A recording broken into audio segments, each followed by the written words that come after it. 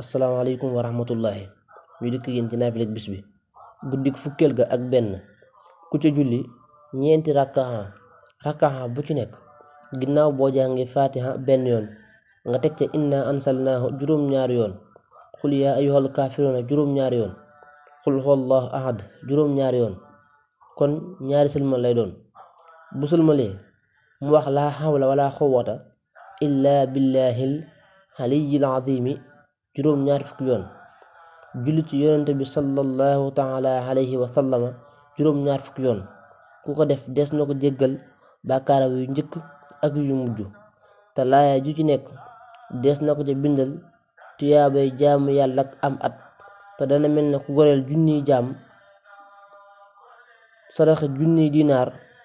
raggal junniy ñu xiif wodd junniy ñu rafle te lépp lu nekk ci kaw suuf dana ko jégglu yàlla moo xam lu woola wala lu tooy la te des na ko musal ci balaa yi ak fitna yi akub xiif akuk ràgg ak saddum jinne